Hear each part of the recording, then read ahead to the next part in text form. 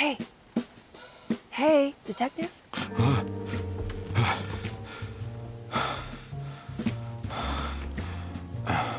What are you doing? Oh, I found some. Great. Was it alcohol? God, no, I just got the wind knocked out of me. I think I know how to break the contract with the Dark Man. What exactly does that mean?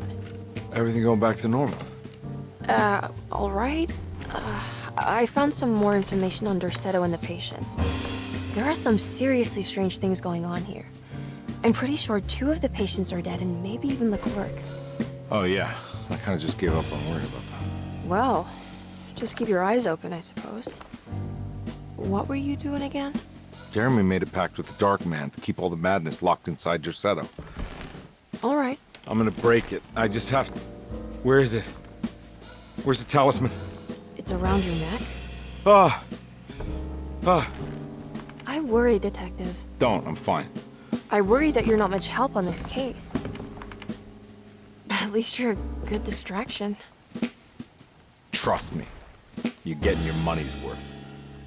At this rate, I'm an absolute bargain.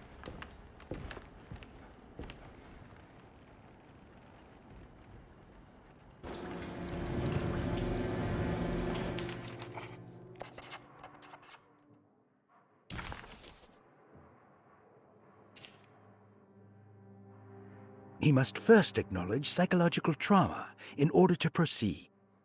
The lying must stop, so we can break through the barriers of self-deceit. Finally, temper manic behavior.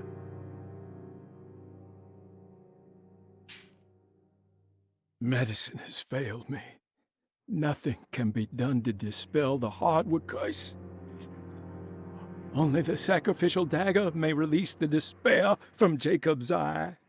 Yet, doing so would be the doom of Derceto. Let this curse of mine be a weapon for once. I accept your demands, oh, crawling chaos. Build your prison around this godforsaken hospital. When evil has been starved, I will stay buried forever.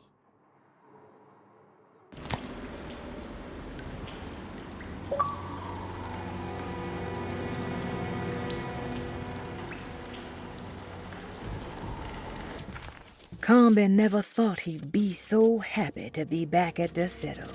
It felt like he had crawled through a long, dark tunnel of misery and regret. Now that he was back, Carnby could look into the steps mentioned in the contract. But there was one thing that gnawed on him. What exactly did this have to do with Dr. Gray?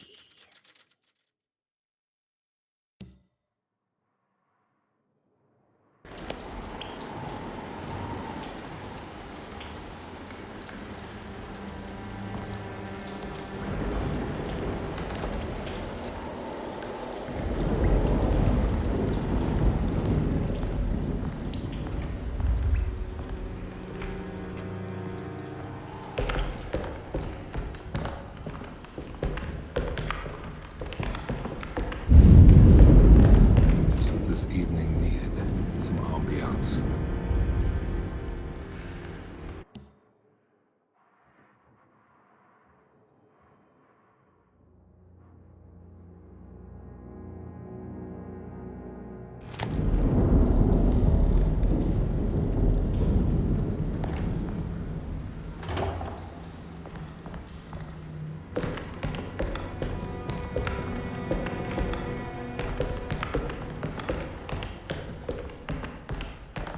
I need the key.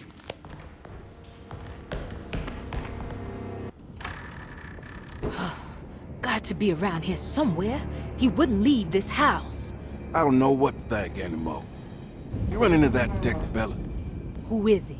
Can he be trusted? I think he one of the good guys. Well, you know, like us. Will he be all right with her coming? Praise the mother. He don't need to know about all that. Just help the job. Just calm down. It ain't time yet. God, it hurts. As far as I can tell, Detective Carnby seems to be solving problems, not causing them. Just be ready, in case he starts anything.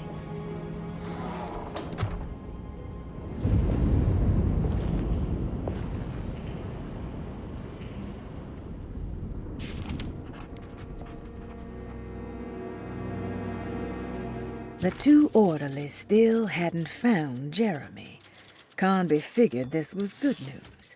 Emily had reminded him about some strange deaths at Derceto, and Carnby wasn't sure who he could trust.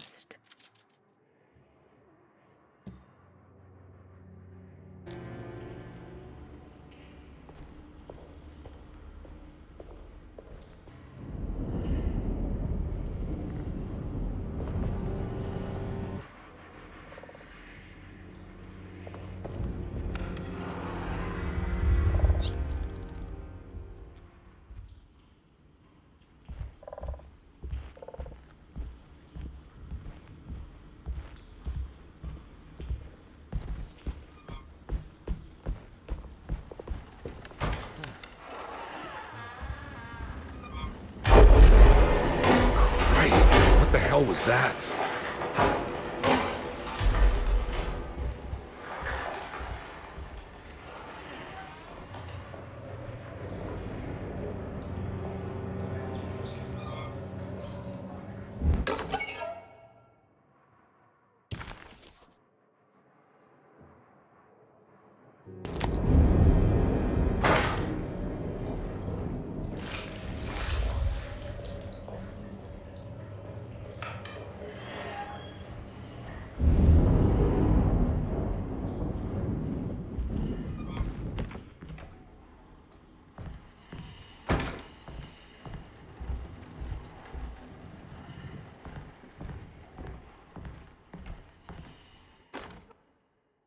We must have faith that Jeremy's pact with the Dark Man is a bluff.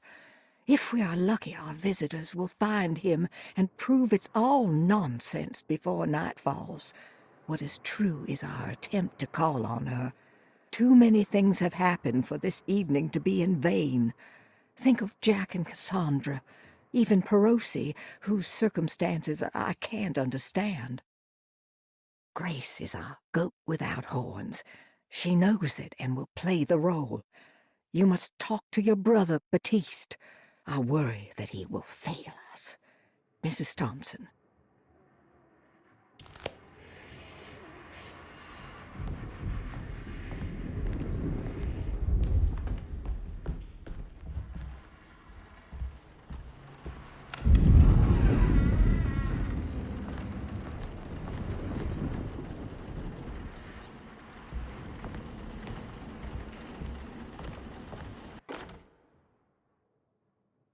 Lunacy and the Astate Artist Colony, a monograph by Yael Klein.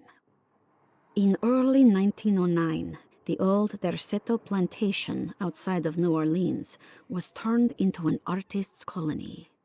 3 famous European artists rented the house and the surrounding land from the owner, the Ledoux family.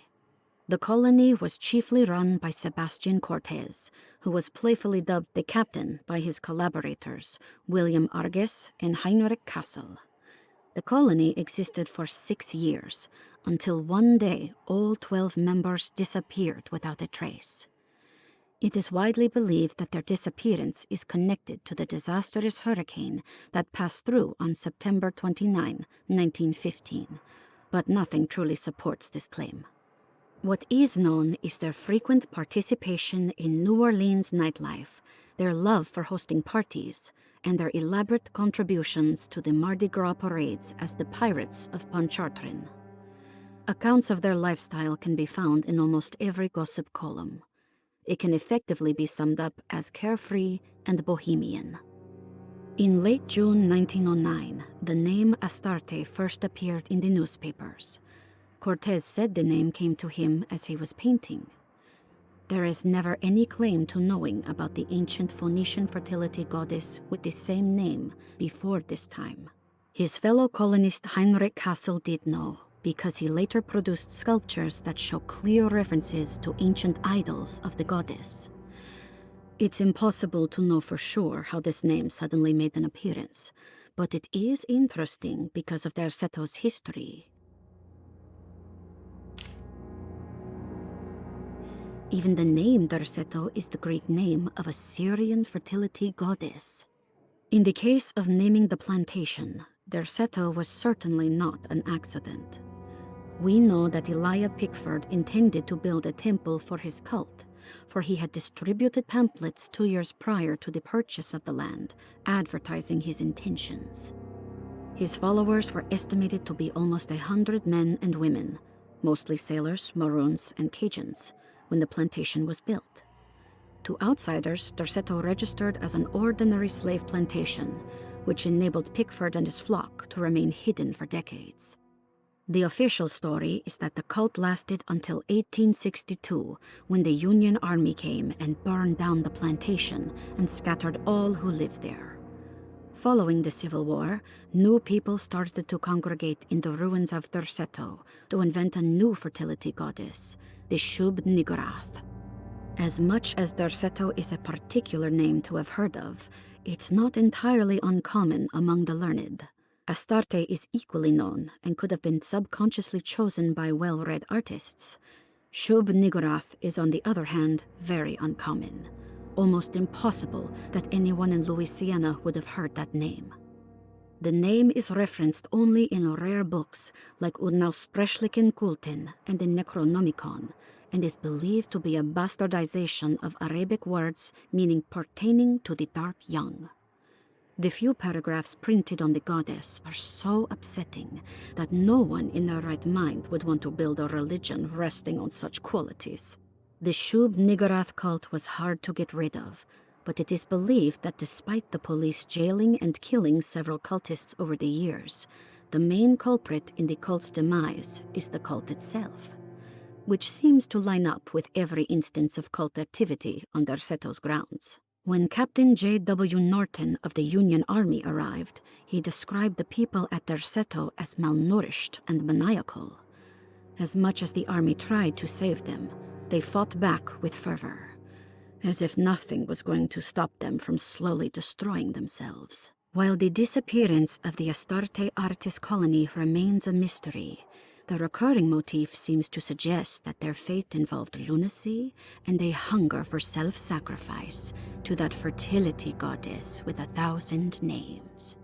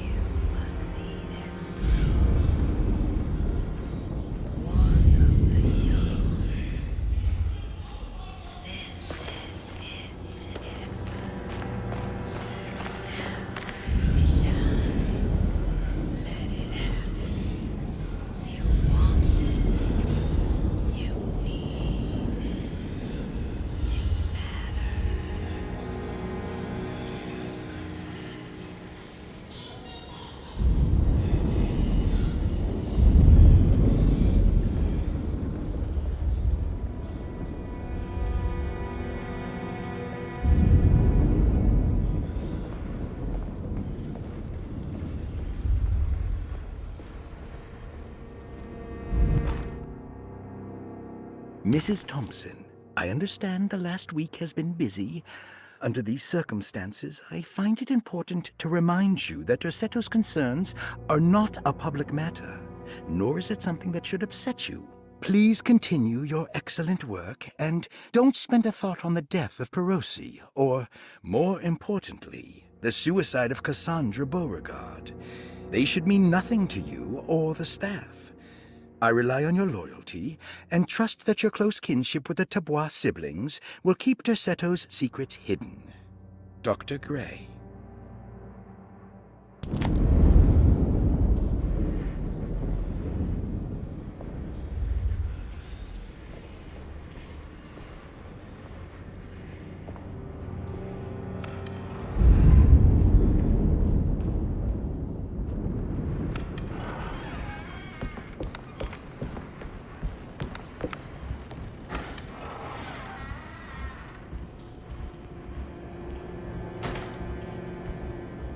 It's blocked.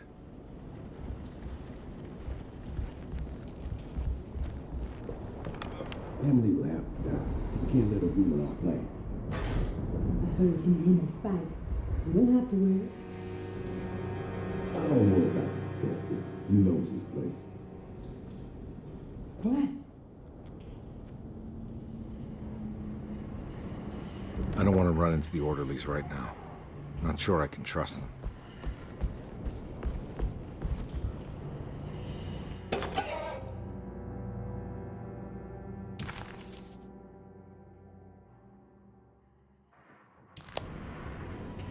I think Dr. Gray might be in there. Perfect time to snoop around his office, then.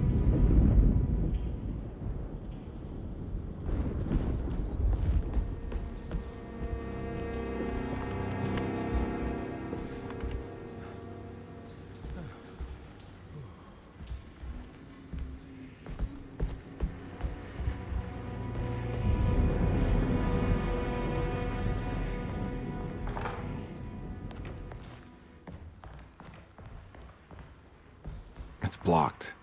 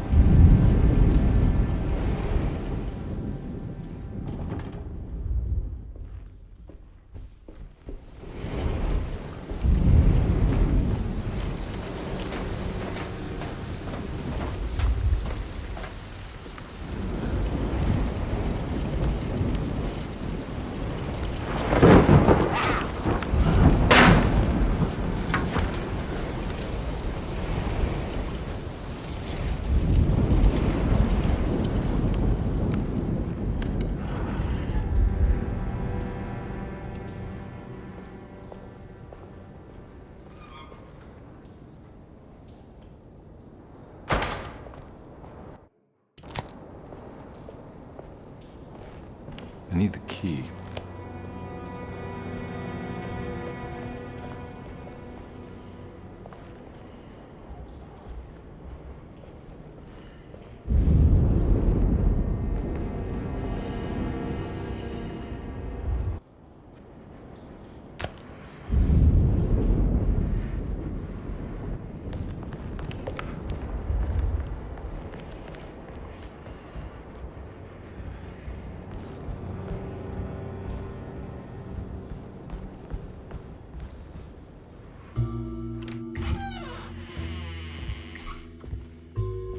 Detective Carnby. Good to see you again. Solved your case yet? I'm trying. Hey, Grace, you okay? Oh, she is just peachy, Detective. Are you looking forward to the Feast of St. John, Grace? I can't wait! Kids, ain't they great? What exactly are you planning for tonight? Oh, not much. We eat, we drink, we pay tribute to the wishing tree in the conservatory. The usual. Then why all the excitement? There is just something about tonight. Something's different. I think we all feel it. Besides, we got ourselves some new words for the prayer thanks to your buddy Jeremy. She'll come and turn the world inside out, and things will begin again. That sounds strangely threatening. You should come. Oh, God damn it, Grace. Stay put for once.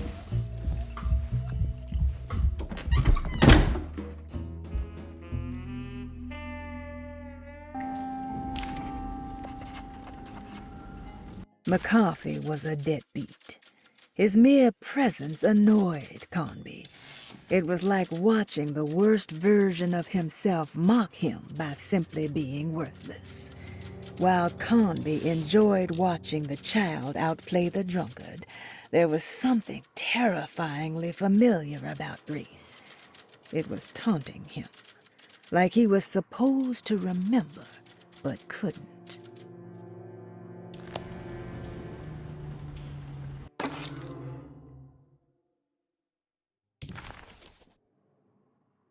Better hold on to these. Wouldn't want them to get lost. There's something missing.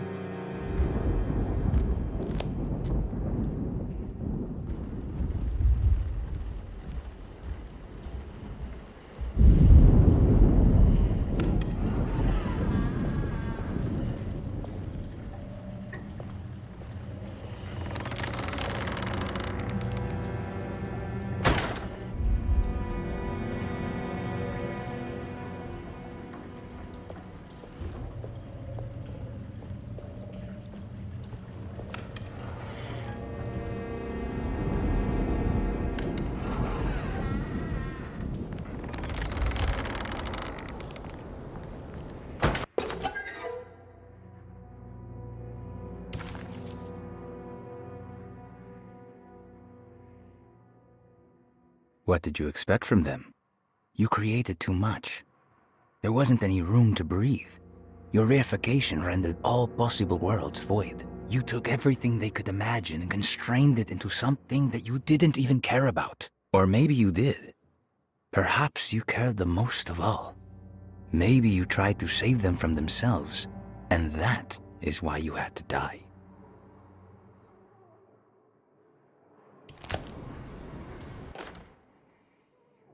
Jeremy knew that the only one who could help him now was the guest in room number 3. The room seemed to have been empty for so long. But that wasn't allowed to be true. The story needed to be different. To include something from the outside, he would bring the guest back to room 3 and show them what was in that safe. 913. But those were not the right numbers. That was the combination for the safe in the clerk's office.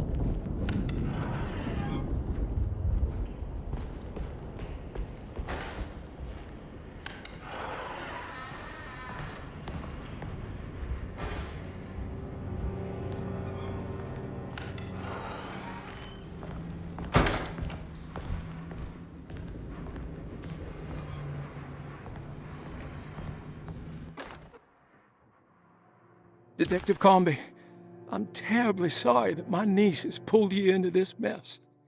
Please, with all my blessings, take her away from this cursed place. I have destroyed that Eater of Worlds and locked it away in the attic and retreated to a place of hiding. Tell Emily I'm safe. Tell her all the lies you can think of to make her listen. Take her back to New Orleans. Sincerely, Jeremy.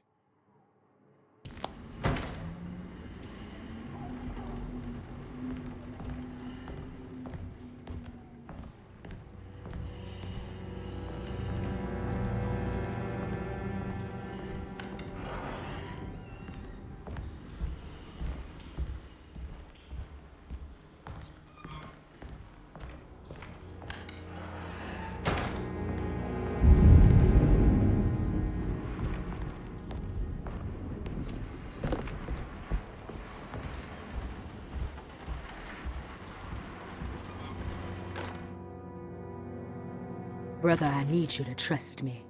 This is the most important moment in our family's history. I know you have doubts and that the terrible Mama Loa told you lies. I would never betray you. I promise. Lottie.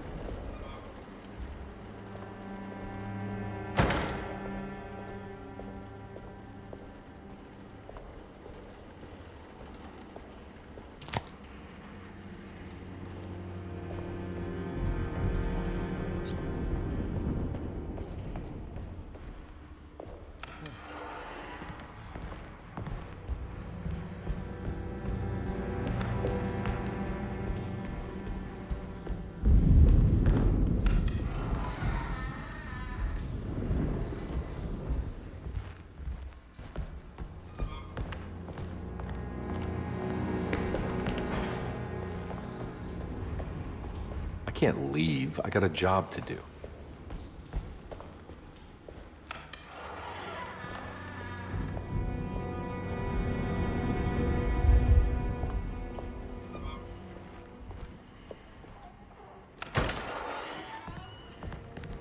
There must be a spare key to Dr. Gray's office in here somewhere.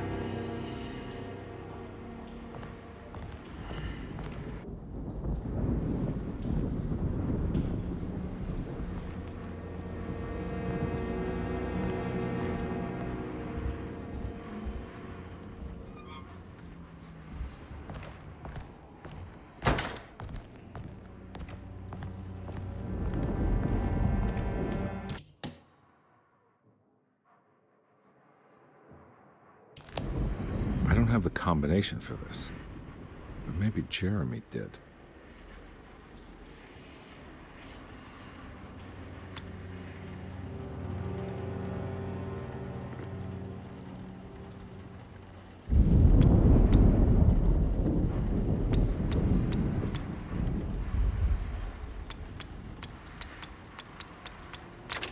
It worked.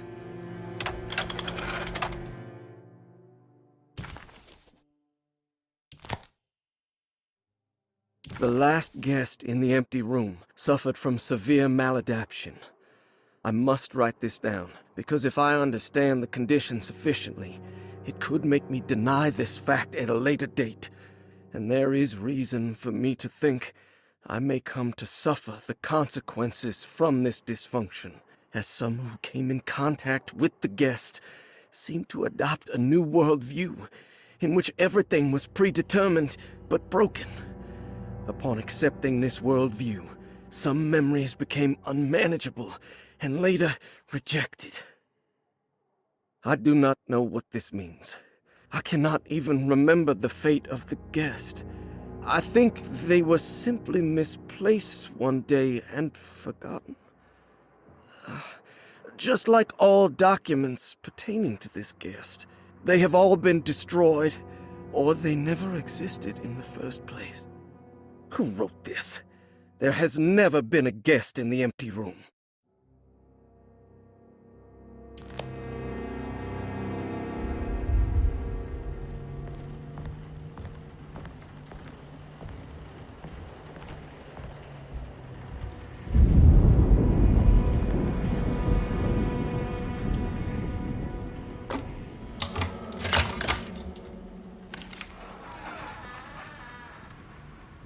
Dr. Gray was somehow mixed up in this business with the Dark Man, Detective Carnby decided.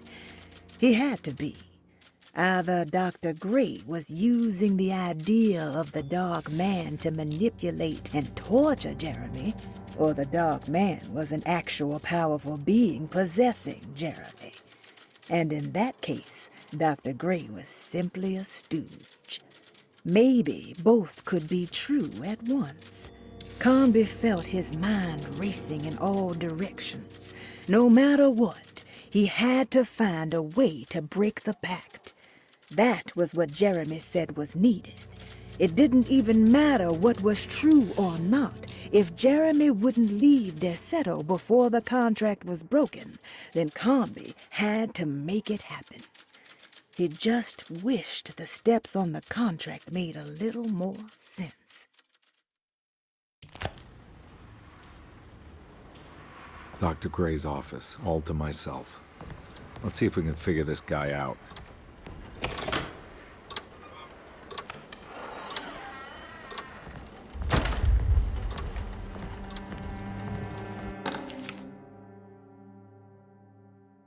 This is where McCarthy has hidden my favorite young. It's very important.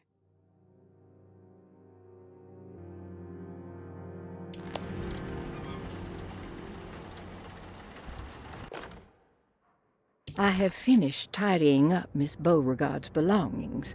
I will leave it to you to contact her agent and have them collect her things.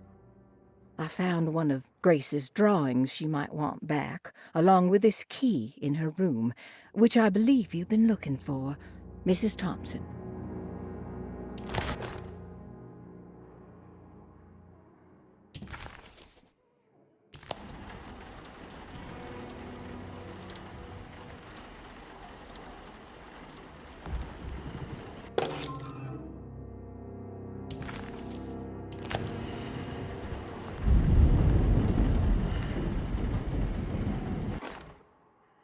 Dearest Dr. Manzetti, I find myself in a losing battle with my patient.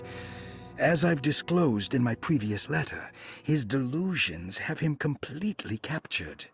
It's bad enough that he is torturing himself with paranoia, but his madness turns out to be quite persuasive to others, effectively laying the ground for mass delusion. I am writing to you in hope that you can give me some guidance. Beyond my ambition to avoid devastating surgery on my patient, I have grown worried about my own defenses. The words of my patient are deranged, yet they often resonate with something primitive within me. I have tried photographing his brain with X-rays. It was surprisingly difficult to get good results. Dark blotches on the plates kept obscuring all details. My patient looked at the bad plates and cried out in terror, telling me the dark areas was the shadow of the worm, eating him from inside. I could not see anything out of the ordinary. I hope this is a sign that my mind is not as receptive to the madness as I had feared. After further inquiry, my patient described the shadows inside his mind as some kind of chthonic monstrosity that wants to undermine his sanctuary. This is clearly a reference to a place he calls Teroea, a sort of library or convent that works as a psychological haven. With this imaginary haven threatened by this Chthonian, he has now constructed another, less pleasant hiding spot. Lately, he has been bringing up a metaphor of a steamboat that has run aground, that he feels like he needs to start the engines and reverse, but he is afraid that the hole in the hull would cause the whole ship to sink. I've been watching him turn this metaphor into reality for the last week. He knows it's made up, but he is doubling down, trying to make it a real memory. I feel certain that this is my chance to break through the barriers of his self-deceit.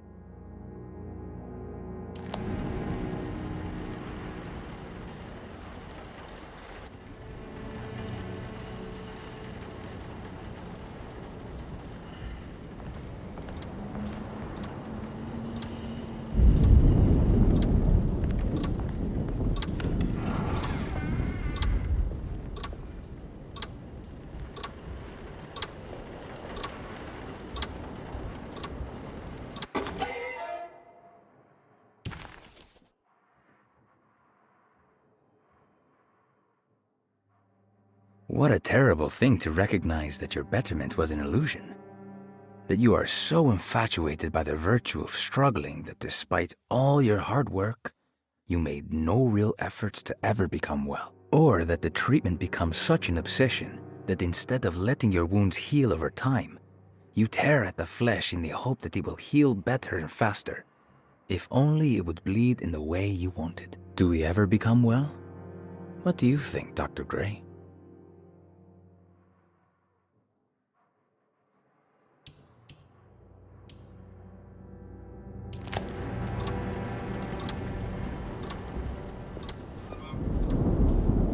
Ah!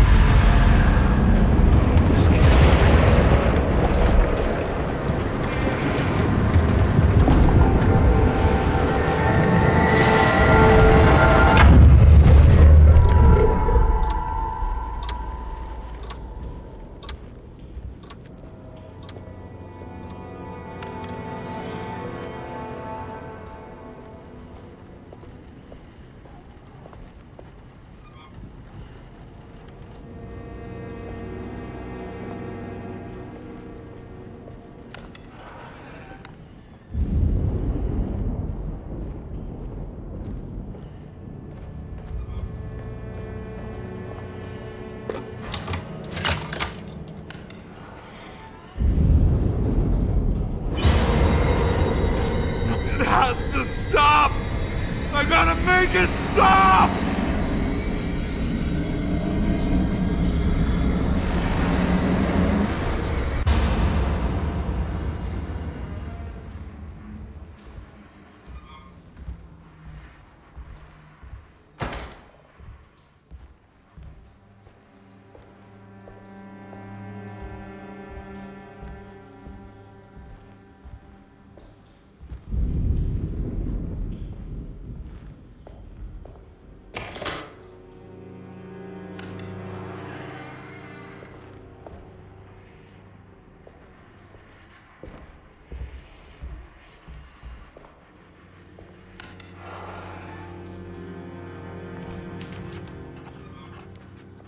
This is my room.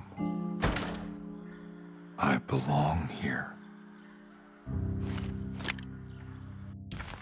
The empty room always felt familiar. It had a mild fragrance of crushed leaves and wet sand that somehow convinced visitors that they belonged. It wasn't real, of course, but it was more real than many other things you could find.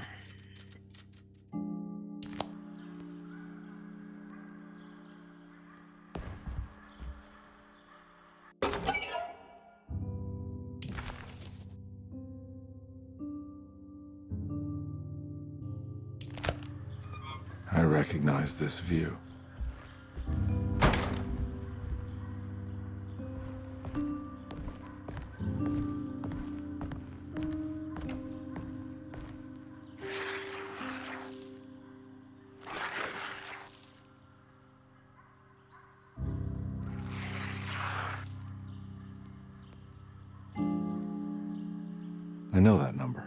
Where's that from? I did this. I wrote that.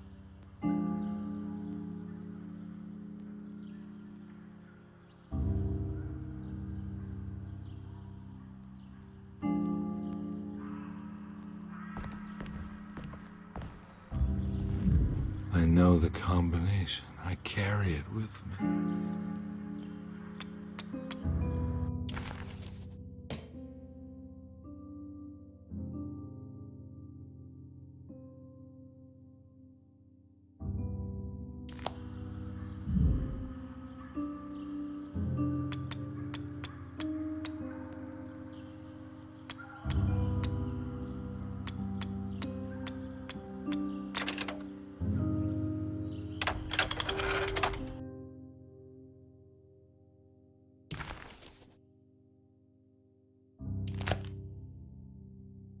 Detective, I have made many discoveries in my case. The child we want is safe, thanks to good people like me and you. We're so similar, but you don't see all the things I do. To find your man, Jeremy, you also need to look for the girl. It has always been that way. The young deliver us all. You should have a look in my room. There's a piece of the puzzle you will need. Take care now. My coffee. How long have I been here?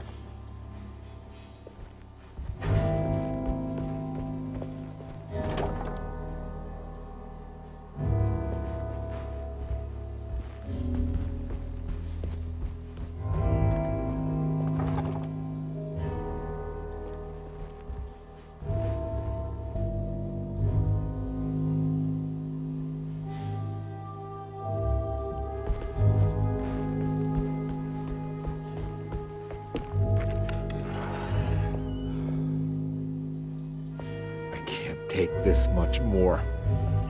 This has to end.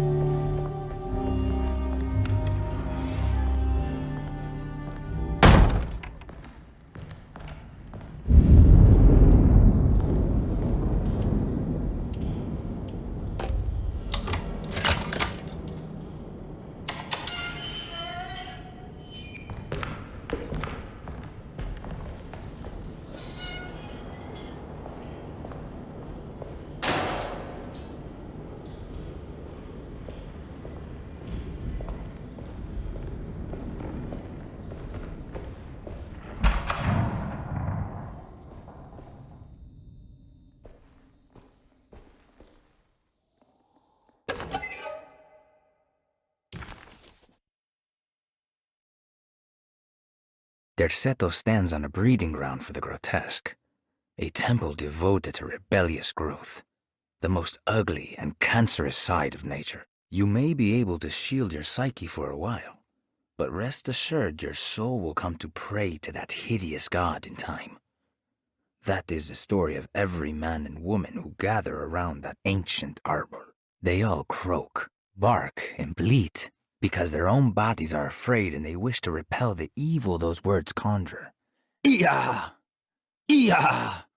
Instead of that blasphemous name, they gossip in hushed whispers the name of Derceto, Astate, and the black goat of the woods.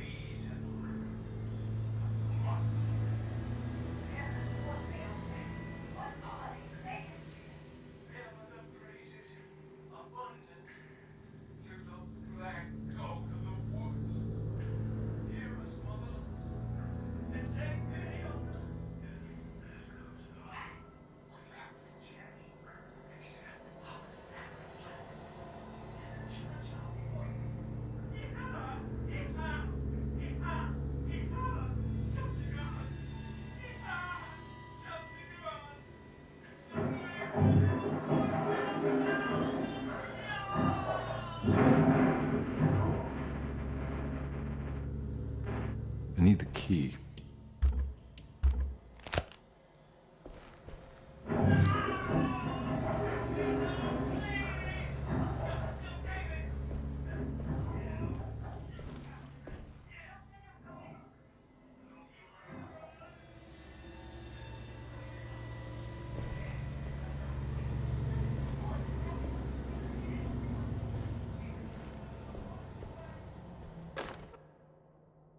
Radiography, patient Jeremy Hartwood, date June 14, 1930. Plates. Jeremy's skull proved difficult to capture properly. Partial radiographs worked best. A complete picture of the brain can be assembled by piecing 3 plates together. Observations. Even when looking at an assembled version, a shadow covers significant parts of Jeremy's brain. Possible tumor, but more likely that the equipment is failing.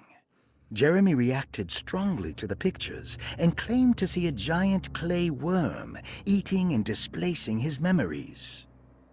Notes. While this exercise has left me nowhere closer to an answer, I feel confident that a Burkhardt lobotomy should sever all necessary parts.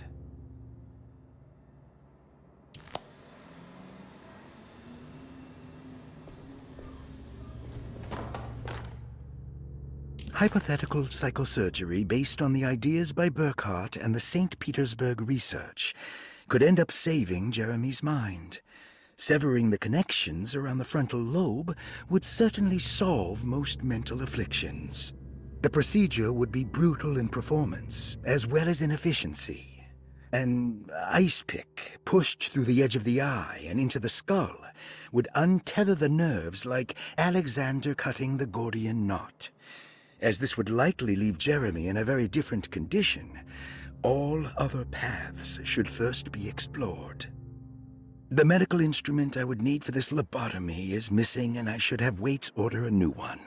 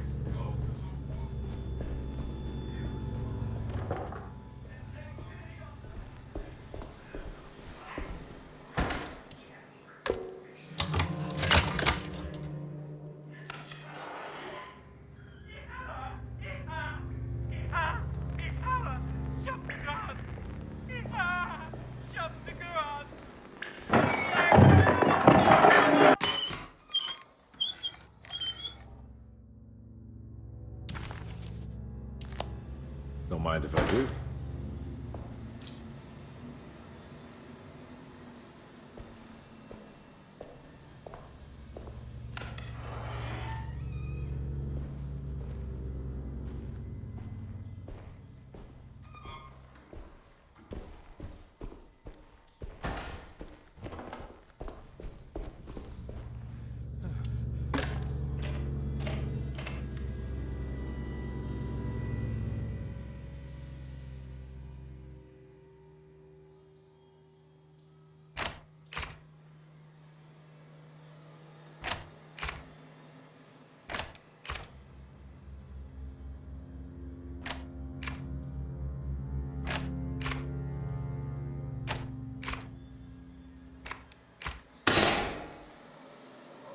That's better.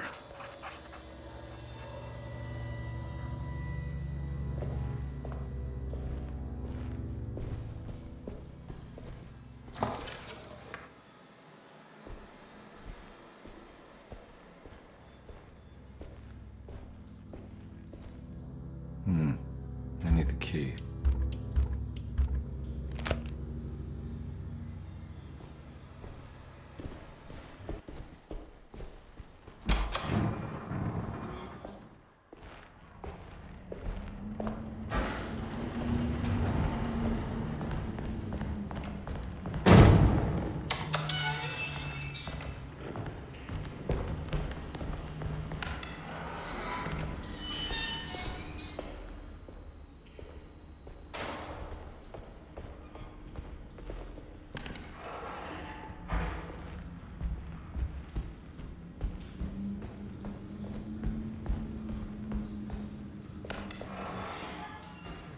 Surprisingly neat. Maybe I've been selling that old barfly short.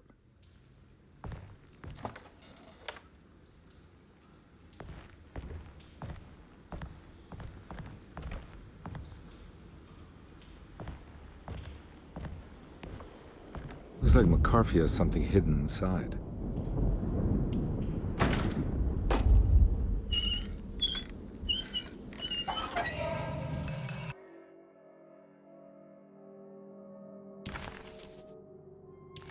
Why would McCarthy lock this up? Was he trying to keep Grace from completing the shape? If so, couldn't she have just made another drawing?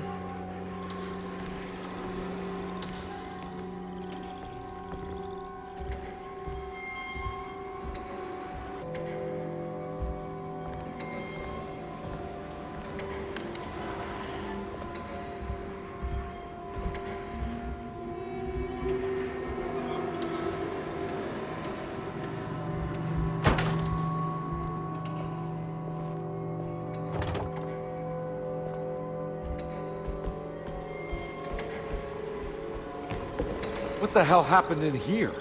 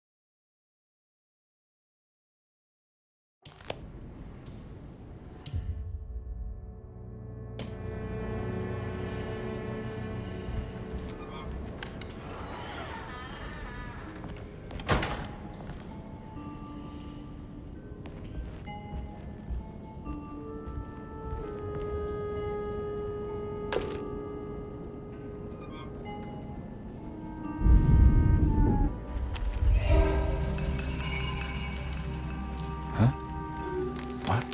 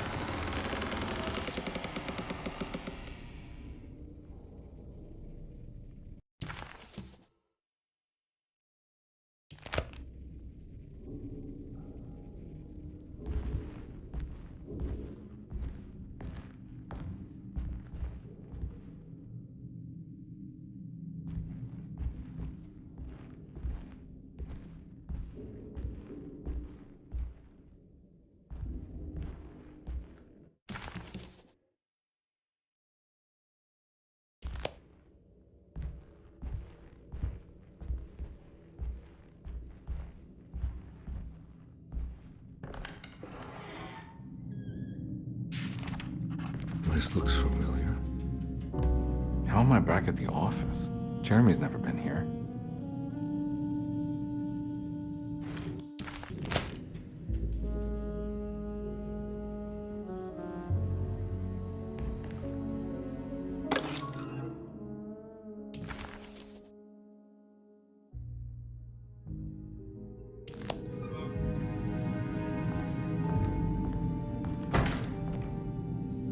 That's me, isn't it? How long had it been since I drowned myself in drink and depression? It had all felt so peaceful, slipping away into oblivion. A welcoming, dark voice wrapped around my mind like a heavy blanket. It turned off suddenly as I woke up from the sound of my office door closing shut. A messenger had left a telegram from Mrs. Saunders. She had a lead on where to find her husband and her kidnapped daughter.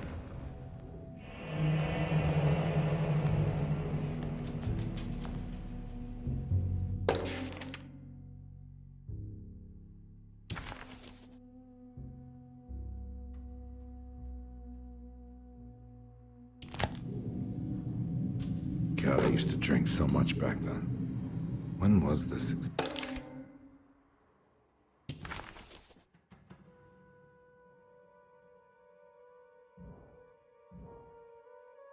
God, I used to drink so much back then. When was this?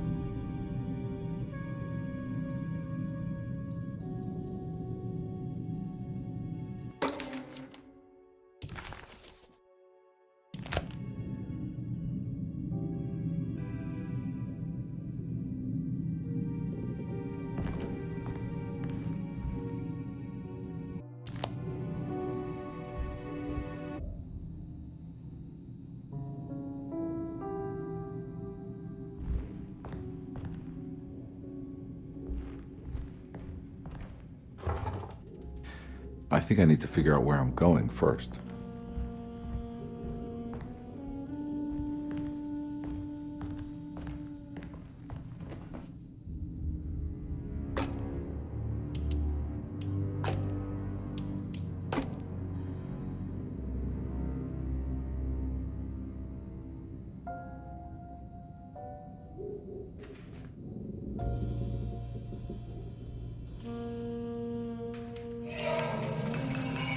I remember this case. Some kid got taken by her father, headed out of state, but he had made a mistake by selling a painting that his wife actually cared about to a collector named Thornhill to fund his venture. That's how I tracked him down. At least I think so.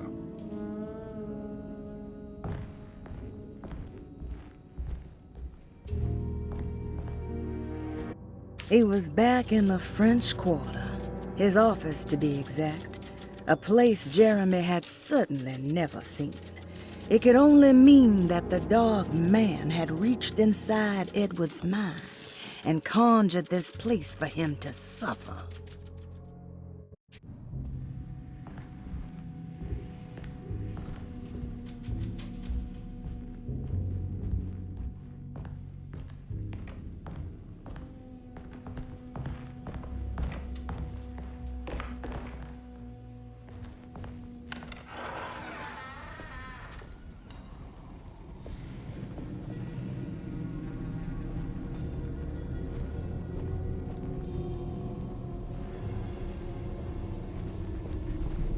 can't go that way.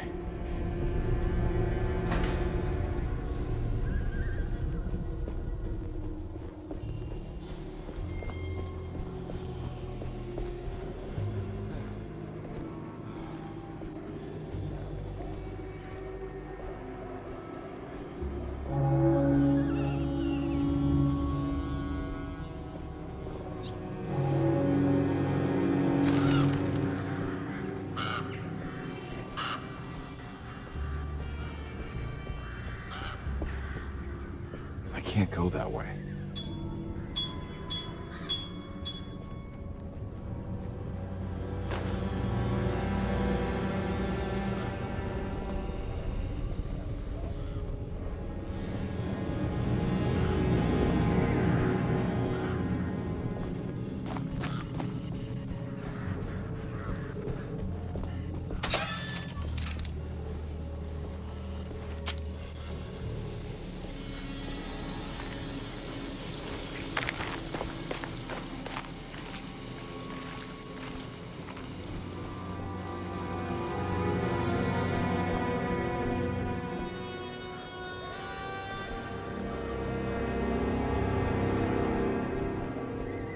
Thornhill wasn't a bad man, but he had principles keeping him from handing out information about his deals. So he needed some convincing.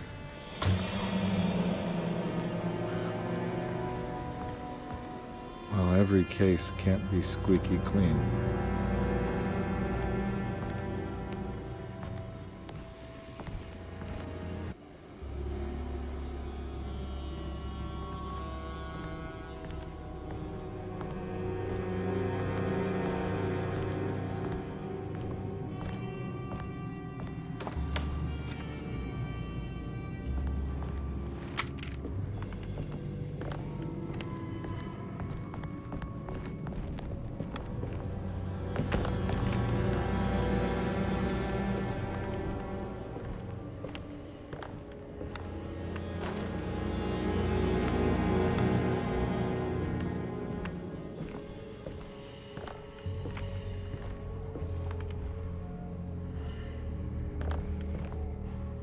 Mr. Saunders had sold a valuable painting to Thornhill, hoping the money would carry him to wherever he was going. The painting, now leaning on an easel in Thornhill's bedroom, had a certain mesmerizing gloom that seemed to call out to me, telling me I was needed for something important. I felt myself falling into the painting, only being brought back by Thornhill, thrusting an address to a Hotel St. George into my hand, and asking me to get the hell out.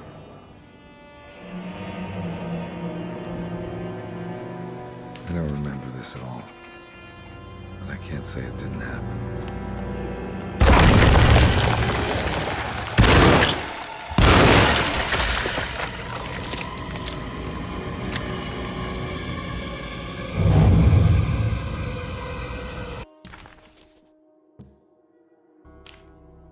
Carnby vaguely remembered the case of the missing child. She was kidnapped by her estranged father. There was some connection to a gallerist named Thornhill, a painting sold to pay for a getaway. The kidnapper had sold a painting to Thornhill, the collector, to pay for a car and enough gas to get out of Louisiana. Detective Carnby was suddenly reminded of shaking him down to find out where the kidnapper was hiding. St. George's Hotel by the park.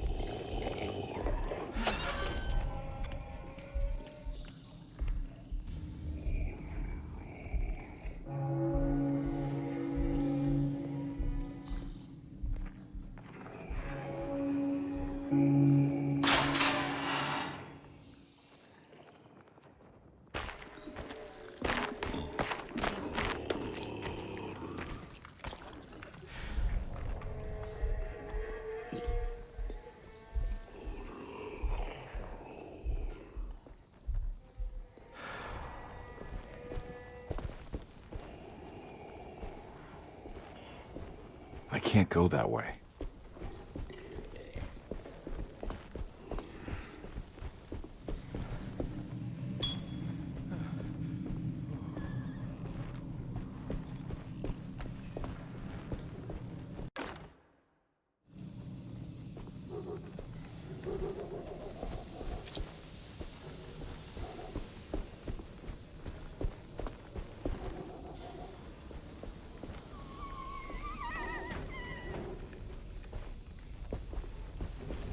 I can't go that way.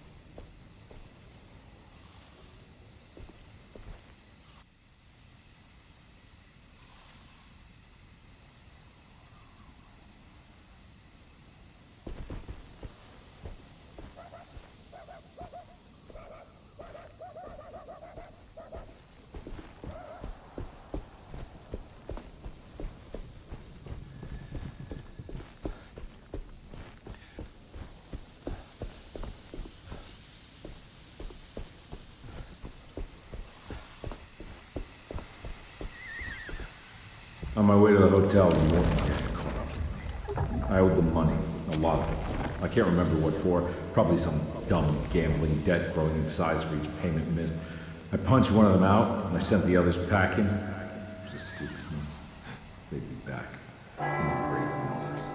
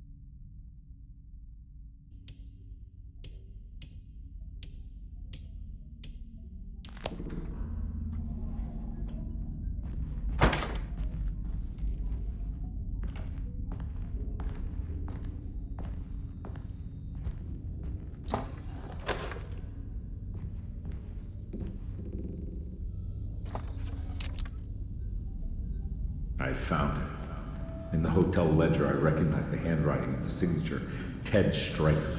It was him. I could feel it. It was the kidnapper I was hunting. I put on my knuckles and hurried up to his room.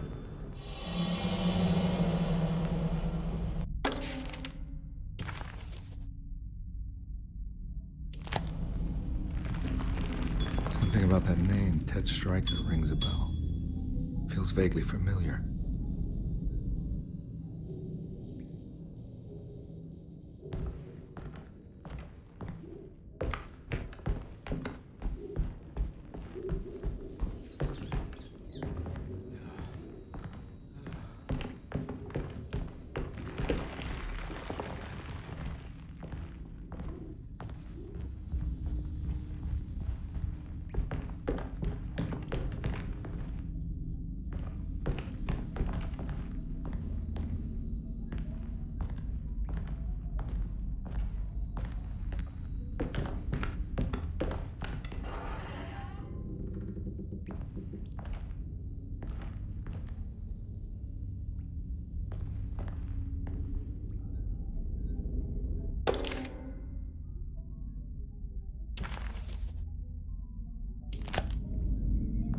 I recognize this room, but I didn't catch up with them here. I must have followed them. But where?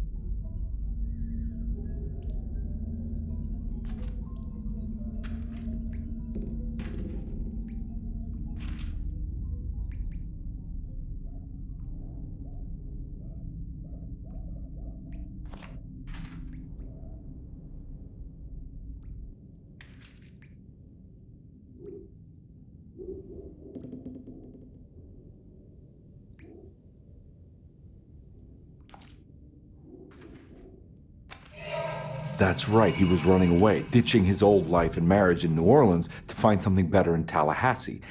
And he took his daughter with him against the will of the mother. That's why she hired me. But I stopped him. I caught up with him at the Pearl River Bridge.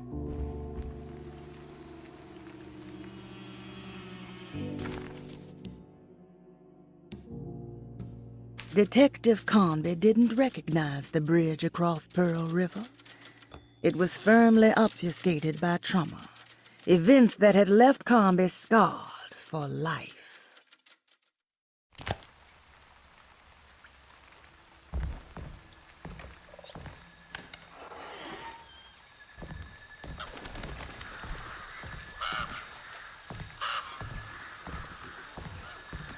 Pearl River. This is where I caught up with them. This is what the Dark Man wanted me to revisit. But I'm still not seeing it. What am I forgetting?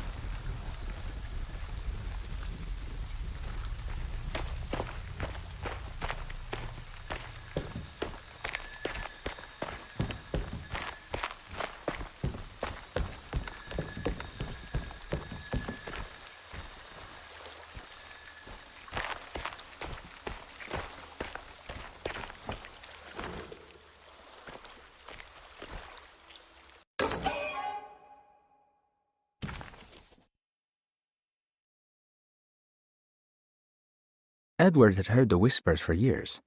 When he lived in Brooklyn, it was only on rare occasions, like when he as a child climbed that tall tree in Central Park, or when he almost drowned in the Hudson River, trying to save his despaired mother. The whispers became more common as he moved to New Orleans, but still rare enough to be ignored. Now as he walks the halls of Derceto, he knows what is calling him. He doesn't want to admit it, but the dark young in the conservatory is telling him to sacrifice the Cabris and corn.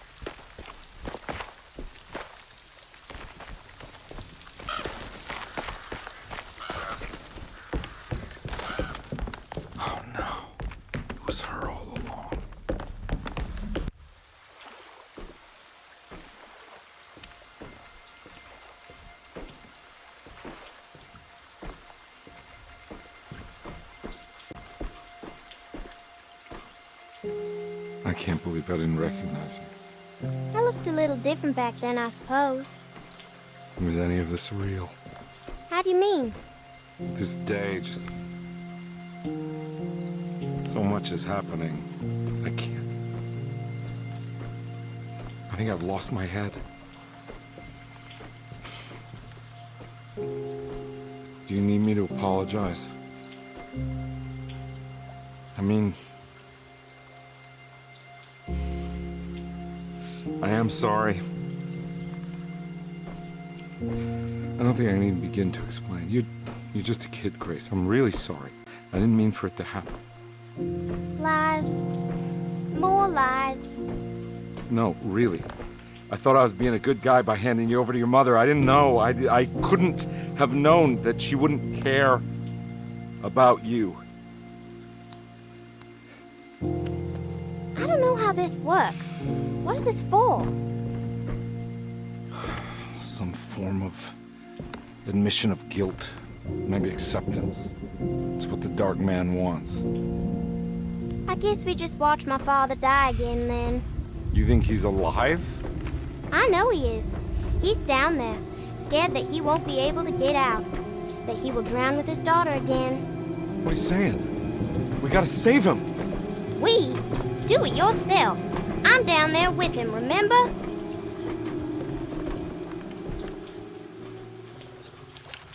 Can I really save them?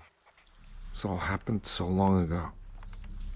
I have to find a way to get down there. I have to see it with my own eyes. There was a boat at the house where I am. There must be a way to save you both, right? Why else would I be here? Maybe the Dark Man just likes it when you suffer.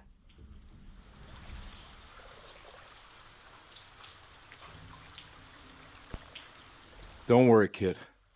I'll think of something. I'm not holding my breath.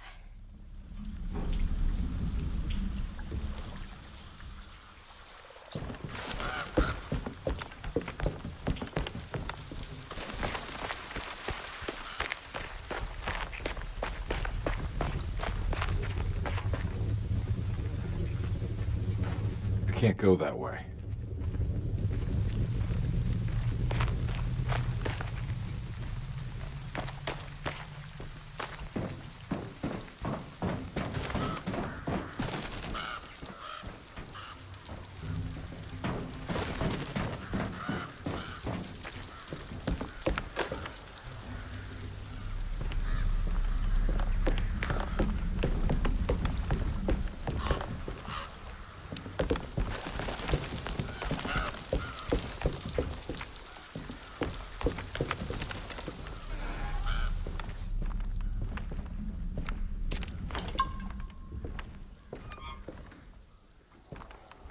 This must be where the bridge is operated.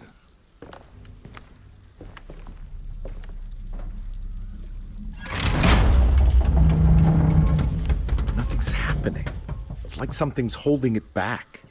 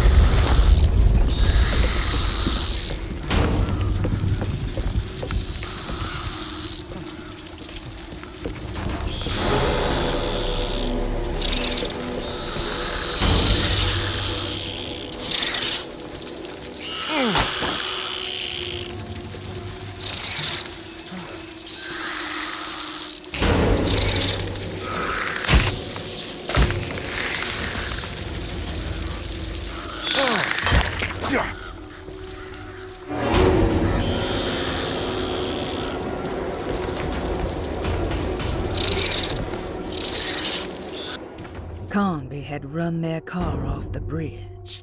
He pulled Grace out of the sinking car, but left her father to drown. He could have saved him. There was time. He just chose not to. Instead, he took Grace back to New Orleans and collected his paycheck.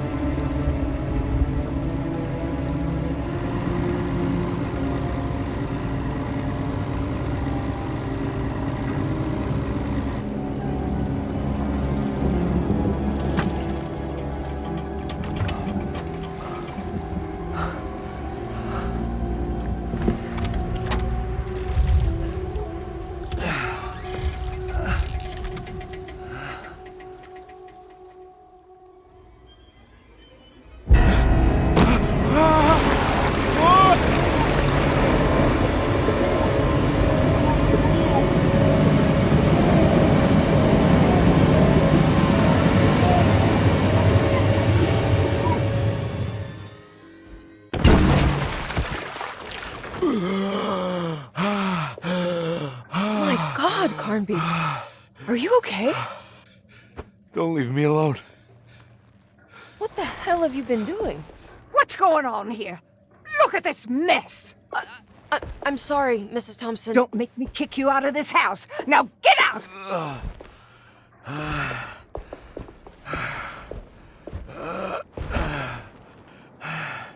Hey, Detective. Mr. Carnby. I'm really worried about you. I'm okay. I just need to catch my breath for a moment. This place? There are some very disturbed figures around here. And I don't think it's just the patients. I've been reading some things about how Derceto has a deranging effect on people. I think it might explain... things. What? Just take it easy, okay? I'm gonna go find a way into Dr. Gray's apartment. I want to know what he's hiding. Emily, don't worry. I think I'm close. I'm gonna set everything right. Just be careful.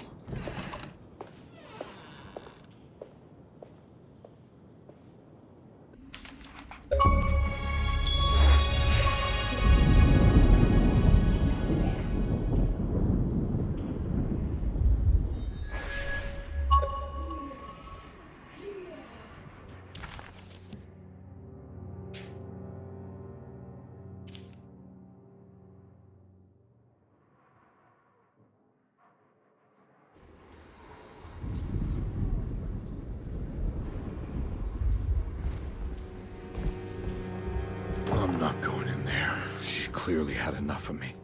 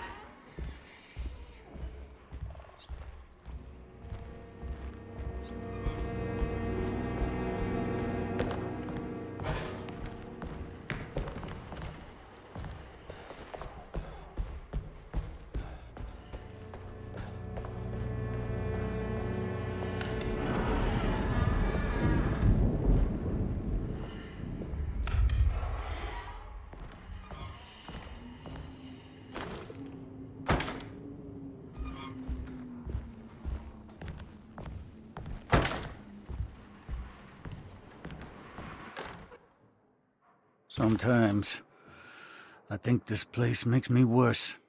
That Derceto might be my grave. A coffin made of ostentatious architecture. A Taj Mahal for the drunken depressed. There's something about Derceto. Something about Dr. Gray. Like we all pretend that we're here to get better. When in fact we are here to be forgotten.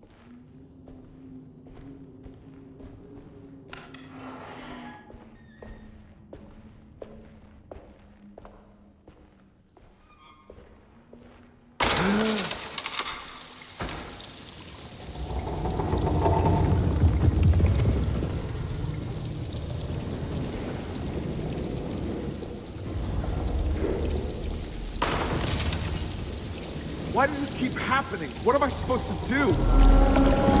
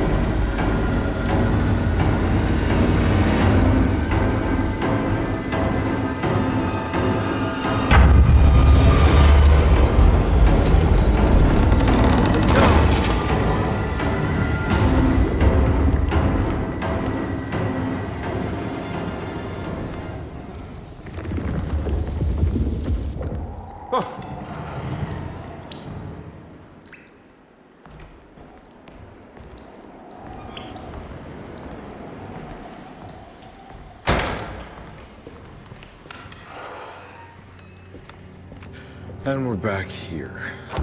Perfect time to have a look around this place.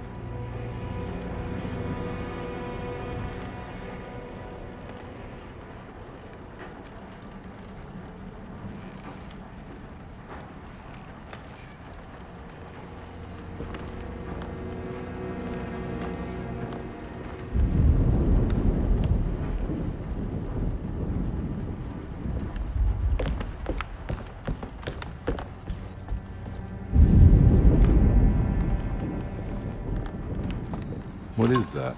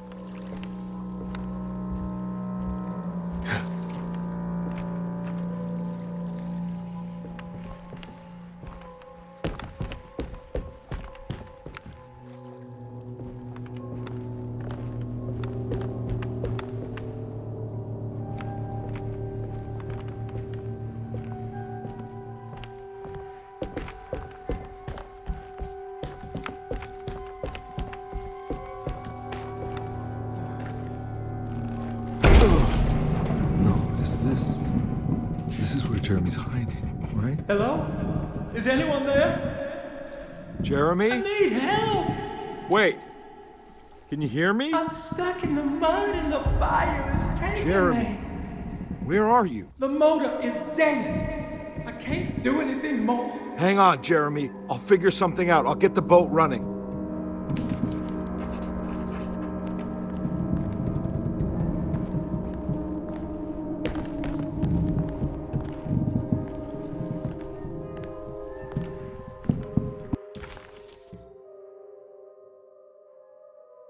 Jeremy was calling out for help, but Carnby couldn't figure out where the voice was coming from. For a moment, Carnby wondered if the boat itself was Jeremy, or if he was below it somehow. It didn't matter right now. Jeremy was clear on one thing. He wanted Carnby to get the steamboat running and out of the mud. Carnby entered some new, mucky dreamland of Jeremy's, a long-abandoned steamboat aground in the bayou.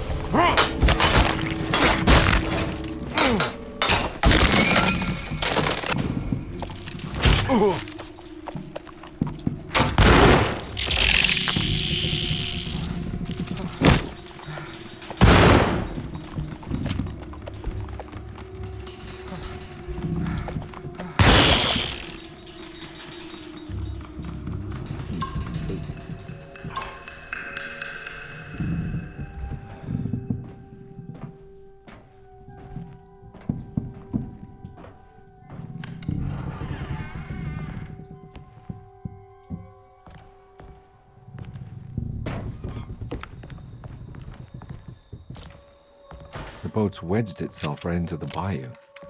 If I get the motor started, I could try reversing back into the river.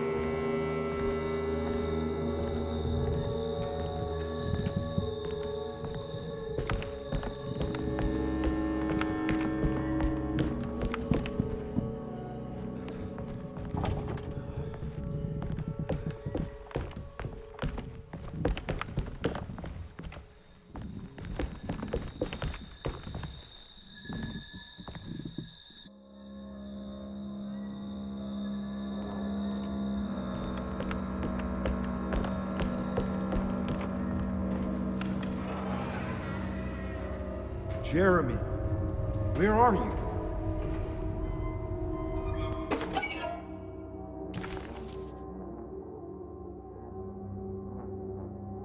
There are many ways to cross a threshold.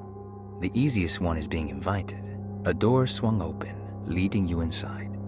Another is sleep, hypnosis, or even sudden fright. There are those who fold spaces that challenge Mobius, or jump through angles that defy Euclid.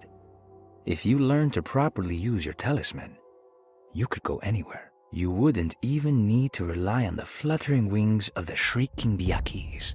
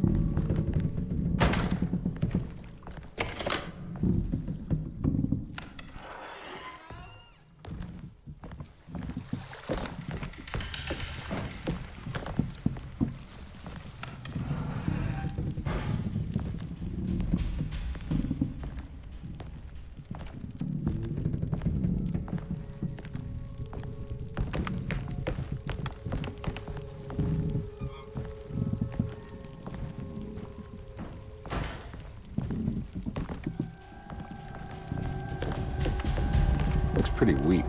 I just need something to break it.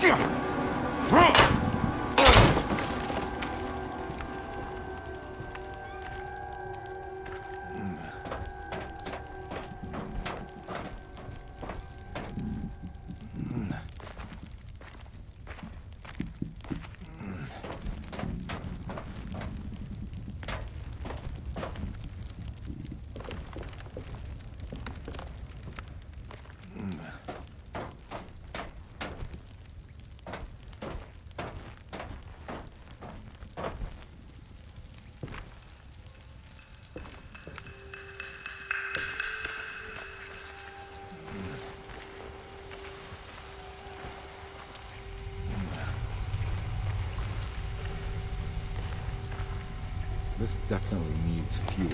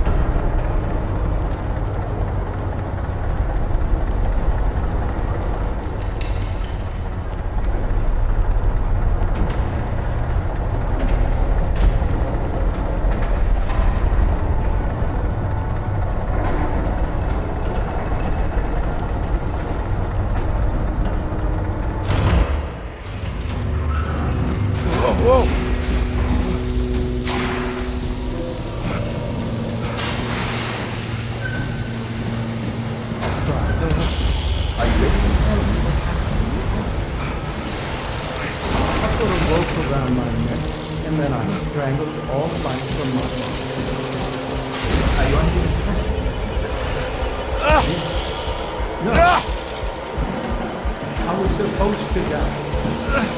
What does that mean? That you were supposed to die. I'm the catalyst. I had to die to make the story.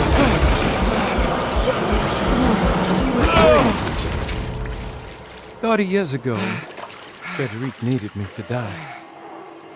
You're not making any sense, Jeremy.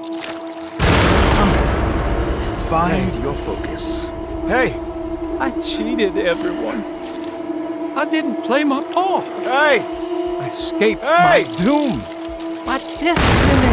Again, find your focus. Hey, I'm right here. What the hell is going on? Now everything is wrong. Nothing is in Hey! place. I'm right here!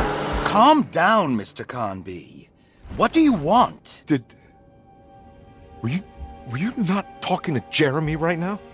I haven't seen Jeremy all day. Are you all right, Detective? No. Actually, I don't think so. Well, maybe. I'm gonna go look for Jeremy. Good. Let me know if you find him.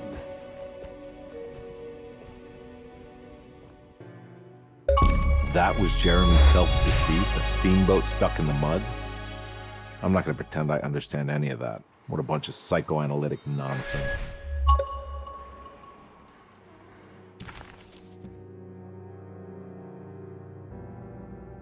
The steamboat was a hideaway that Jeremy had built over the last few days. Having seen his memories extracted and expanded into physical realms by the Dark Man, his unconscious mind had decided to take the chance that Jeremy could manifest a world in secret. A world that wasn't sanctioned by the Dark Man.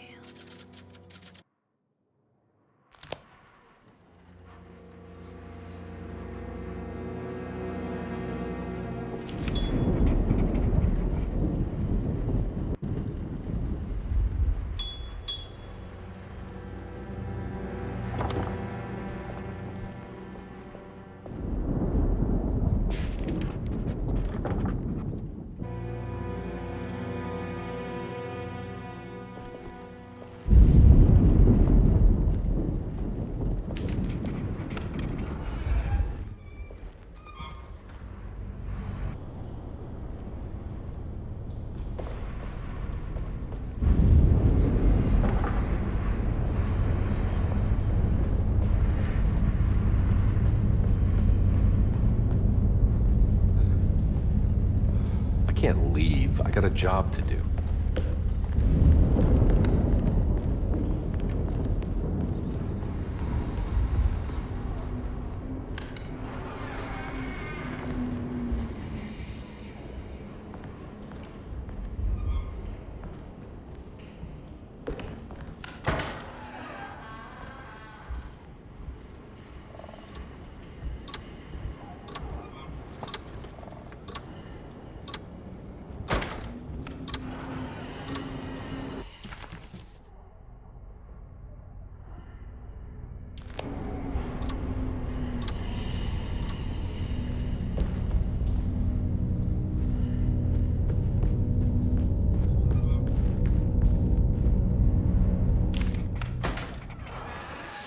Detective, am I glad to see you. Lock the door, will you? I don't think Dr. Gray would appreciate us snooping around. What's going on here? This feels so strange.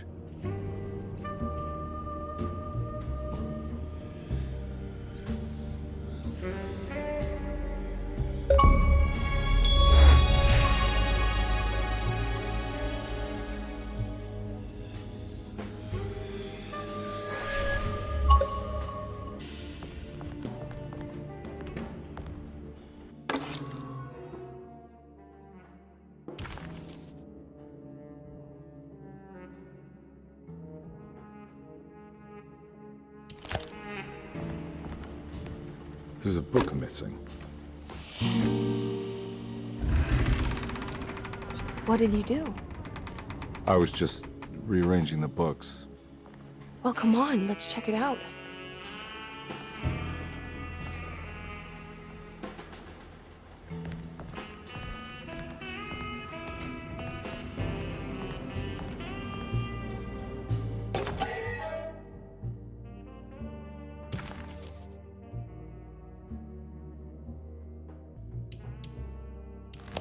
Nice.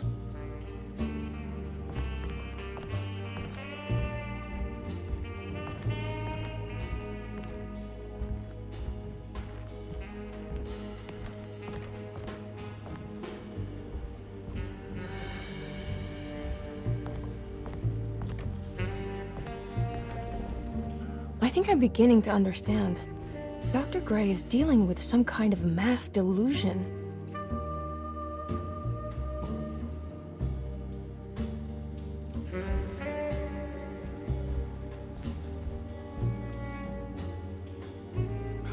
What were you saying about mass delusion? Derceto seems to have a deranging effect on people living close by.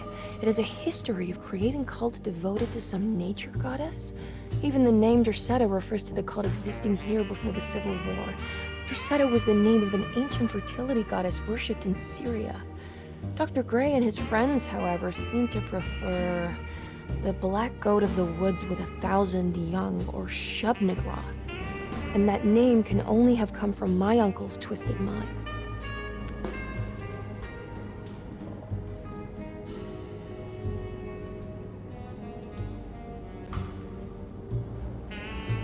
You think all of them are in this cult business? Even Jeremy? I'm not sure any of them have a choice at this point. We just need to find a way to stop all of this.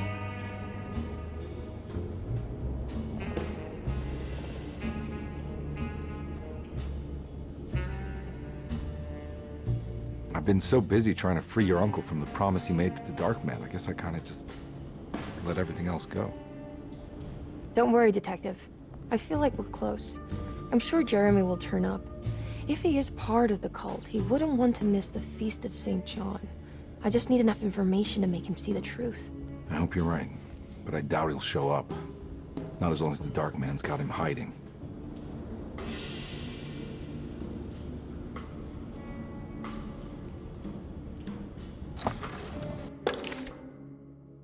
Good to finally meet you, Mr. Hartwood. I'm here on the behalf of your brother Philip. You were expecting me, weren't you? Yes. You're from Derceto, no? That's right. I just wanted to ask you a few questions to see if there is anything I can do to help you and your family. Okay. I understand you're full of imagination. You make up a lot of things. I suppose. And you obsess over them, blurring reality and fiction. Sometimes. Do you want to tell me about the Dark Man? No. No, I don't. That's all right. Perhaps there is something else you can tell me. Something you know to be made up, but you hold dear. Juan? John? Who's John? No. Juan Luis Jorge. Oh, wait there a moment.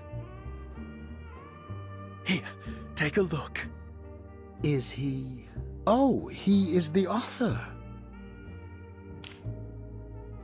It's a magnificent book. Life-changing even. The real Juan is long dead, but I like to think of him as my friend. My most beloved friend. I see. Do you often do this? Fantasize about people you read about? No. Well, there is Jacob. Who is Jacob? Turn to the last page. Oh, it's a newspaper article. The Prisoner of Ice, Jacob van Oostad. Is he also your beloved friend? Oh, no, Doctor. Not at all. He is the fire that fights fire.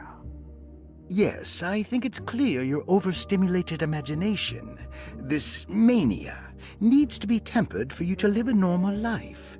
I know your family calls it the Hartwood Curse, but I want you to know that there is nothing supernatural about your condition. It's all inside your head. And with that, I'm very qualified to deal with. In time, you will be cured. In time. Yes, in time we will exorcise all your demons, all the dark men. Yeah! Please, Mr. Hartwood, calm yourself. What happened? Oh, don't you worry your little head about it, Miss Hartwood. Your uncle and I just had our first breakthrough.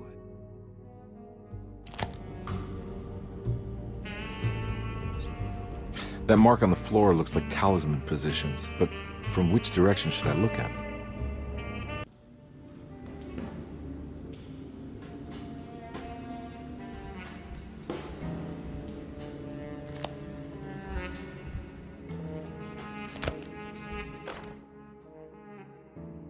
The Snake Dagger, a monograph by Yael Klein. In Ludwig Prin's book on pagan rituals called The Mystery of the Grave, as translated by Nicholas Vachy, there are several references to a sacrificial dagger called the Snake Dagger. It has long been thought of as a poor translation of the original text, that it would be more appropriate with worm dagger from the Latin vermis cultrum. This seems natural following the recent consensus that the original title of Prin's book, De Vermis Mysteris, should literally translate to the mystery of the worm. However, this would take away from Vachy's great effort at translating the underlying meaning of the words and revealing several cultural beliefs.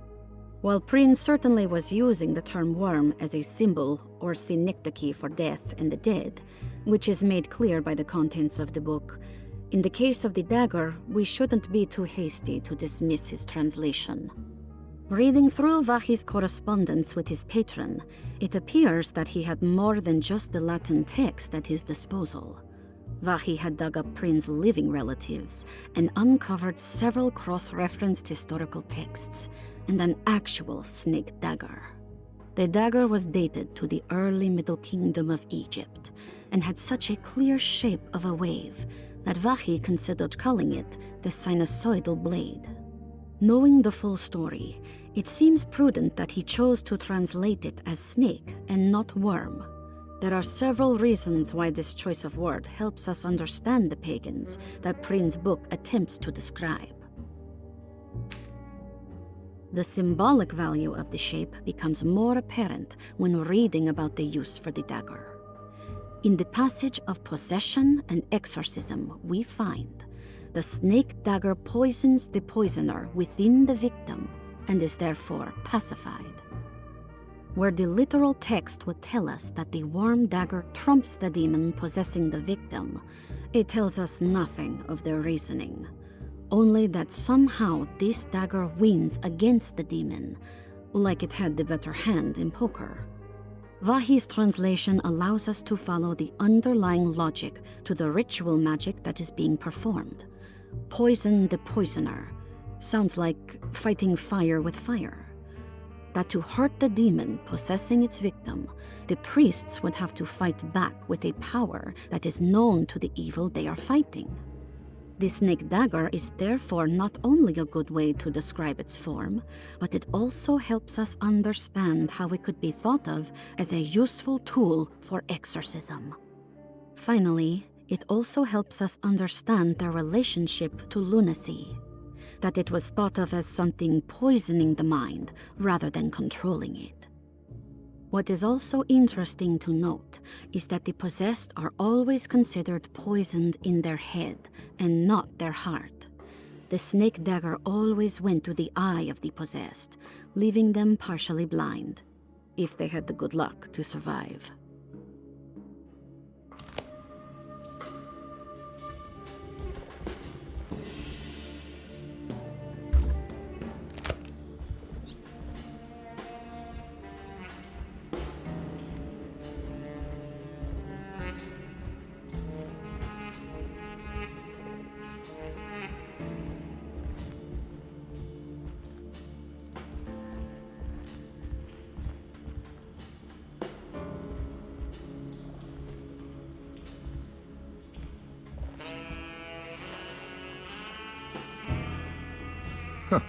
Has that been there this whole time?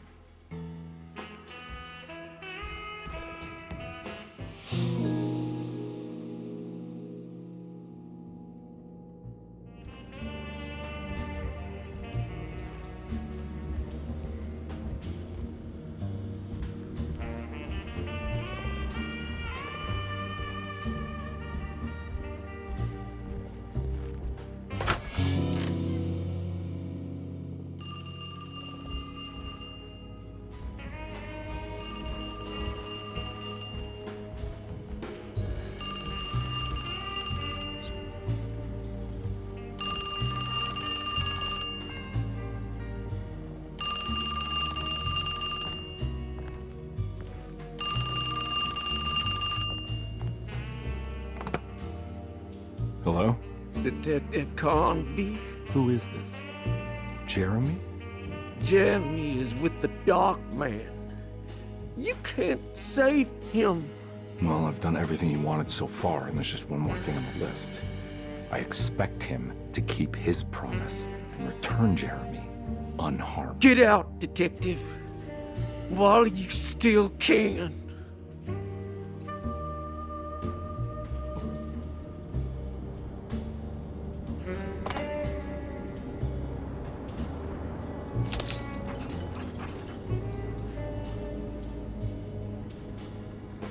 Detective Carnby wanted nothing more than to make sense of it all. But clearly, that was not in the cards right now.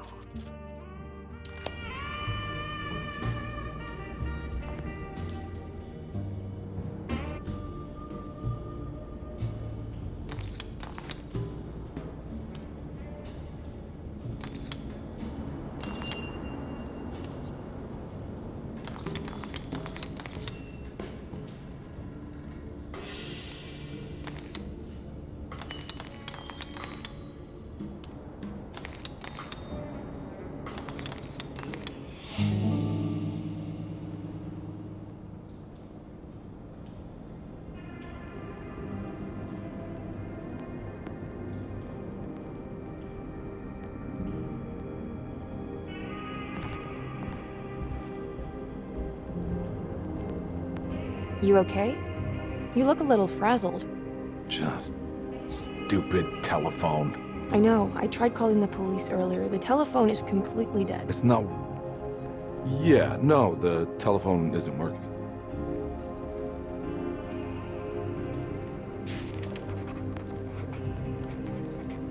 Detective Carnby was worried Emily could tell, that she could see the madness written on his face. But what if he was the only one seeing the truth? Could that still be the case? If only he could find evidence that would make her understand that he had seen beyond the veil, or at least something that would show her he was worth the money she was paying him.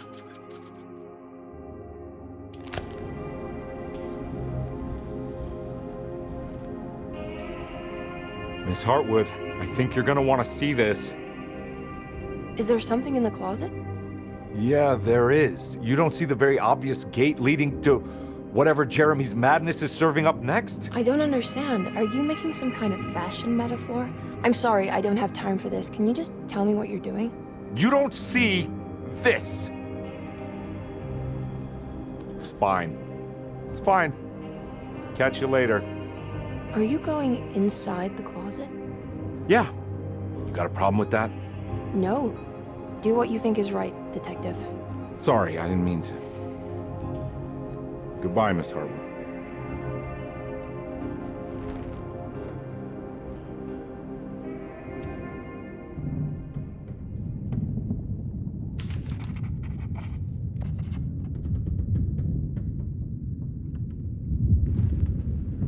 Disheartened by his failure to make Emily understand what he was doing, Detective Carnby actually felt better seeing the frozen hell before him. There was a finality to it. Its clear symbolic opposite to the Dark Man's desert made him realize this was the end. Soon it would all be over.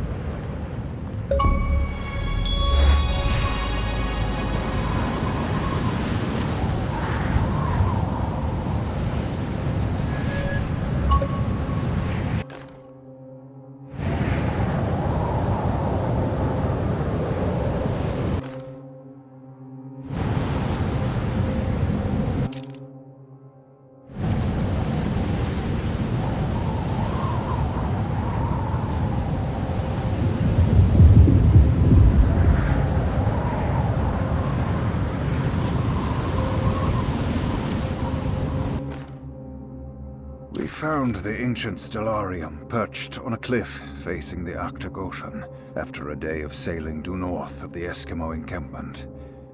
Jacob van Oostad was our most keen member of the expedition. He had been chasing down the source of a peculiar type of crystallized metal present in several sacred items among the natives on the northeast coast of Greenland. The site was a remarkable find for any explorer, and we were all enraptured in our search for enlightenment and meaning. The surviving architecture seemed almost unearthly in origin and astonishingly sophisticated. The metal Jacob was searching for was abundant, almost ubiquitous. We were so taken by our find that we were surprised by the sun falling below the horizon. As we quickly picked up our gear, ready to head back to our camp, Jacob van Oostad declared that he wanted to stay. He was adamant. We begged him to reconsider. The night would be getting colder by the hour, and we feared for all our safety. Jacob refused, threatening us with violence if we wouldn't leave him alone. As the snowfall turned heavier, we left him there on his own. The next day, the weather became worse, and we had to spend hours enforcing our shelter as our tents became increasingly useless. The group had written off Jacob, thinking he must be dead. I had an urge to make one final attempt to save him, so I headed out as darkness fell with a handful of flares and headed toward the coast and up the climb towards the stellarium. That's when I saw him, transfixed by a burning sky, that celestial lantern. Jacob keeled over and let out a painful shriek that struck me with such fear and pity. He was crying in agony, for the cold weather had ravaged his flesh. I called out to him, and he turned to face me. His vacant stare held me in place like a needle through a butterfly, and he said, "You must leave now, Ashtan. Go, and never come back." And so I left.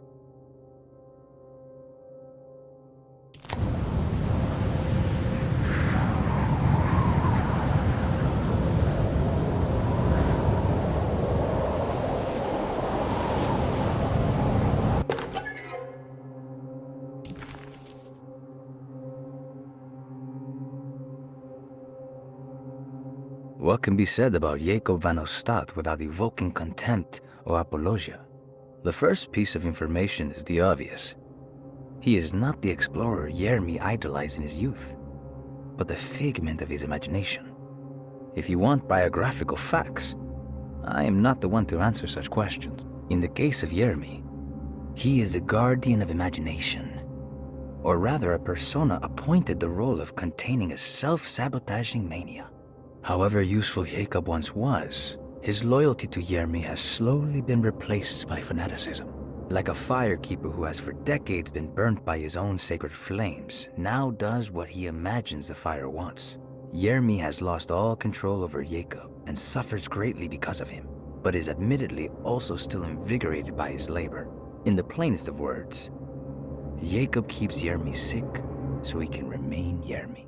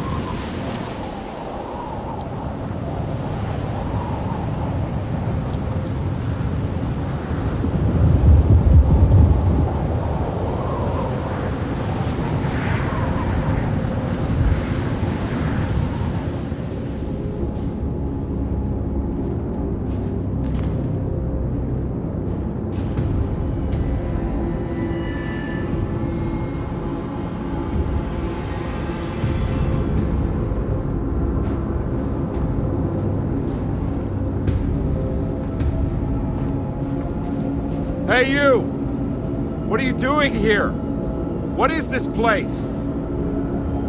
Turn back, Detective. You're not wanted here. Whoa, take it easy. I'm not your enemy. Oh, you're wrong, Detective. You're wrong.